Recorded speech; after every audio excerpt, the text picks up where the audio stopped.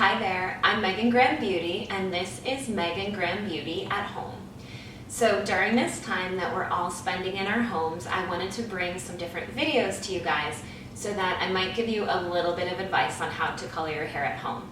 First of all, I don't think that the average person is going to have the same results at home that they could have from the salon, but since we all have no choice right now, I'm just going to try to bring you as much information as I possibly can. So dyeing your hair at home with box dye color and trying to achieve a blonde result is really dependent on a few things. First of all, I would not attempt this if you have hair that is dark brown or darkest brown or black. You will not get good results, and it's not possible for at-home hair dye to lift your hair as much as you would like to. If you were blonde as a child and you have pictures from when you were 4 years old with light blonde hair, then you may possibly have a pleasing result, but not if you have existing color on your hair.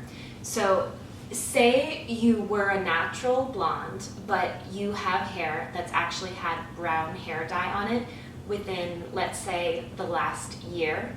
When you take a dye, a blonde dye, and you apply it to your entire head, you're not going to be happy with the results, because hair color does not lift existing hair color. The only thing that will lift existing hair color is bleach. And I will say that one thing that I would not attempt at home is to bleach out your entire head. I don't think you'll be happy with the results, and there's nothing worse than completely burning off your hair, which, trust me, you could do if you try to bleach your entire head at home. So anyway, if you have pre-existing color on your ends, what you're going to find is that when you apply a blonde color, it's not going to lift any of the brown color. So say you have 1 inch of your natural color that's grown out and it hasn't been colored, and then you have the rest is all brown hair dye, even a light brown, anything. You're not going to lift that, and you're only going to see that you have blonde roots and brown ends. It's a really unattractive look. There's nothing natural about it, and I would consider that something that you should not attempt at home. If you have blonde hair on the ends and you want to dye your hair at home with a blonde hair color, that is something that you actually can do. It may not be the same beautiful dimensional color you've had with highlights, but it will lift your roots. So if you want to dye your hair at home using blonde box hair dye, here are some of my tips. If you're lifting your hair, and let me just fill you in, lifting your hair means lightening your hair. If you are lightening your hair from a darker shade to a lighter shade, it's really important to use tones that will subdue how much warmth you're going to create.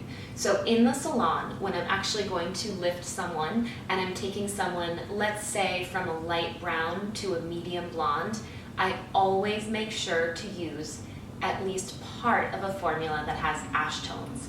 So what ash tones do is they actually subdue the warmth, or what clients would usually refer to as brassiness, and it leaves them with a really pretty, just neutral or maybe a tiny bit golden blonde result. So if you're dyeing your hair at home, I would definitely say that using something that has ash tones is important if you don't want something that's overly warm. If you're dyeing your hair at home and you're lightening your hair, but you do want to see warmth, you could lift your hair with a more neutral formula. Neutral formulas, like say you're looking at something like Clairol Nice and Easy, which is a color that would lift and would bring you into blonder tones.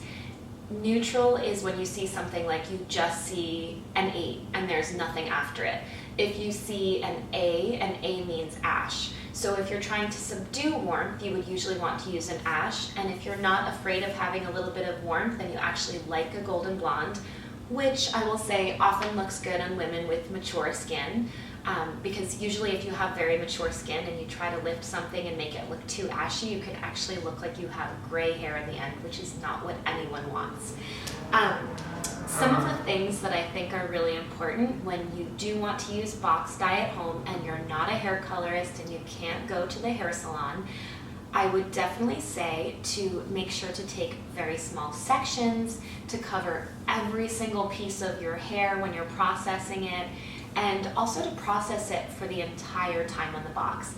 A lot of people do things like color their hair at home, and they do it in a rush. And I feel like if it's something that you do in a rush, then you are not going to get the results that you really want. So if you are coloring your hair at home, if you're lifting, use an acetone.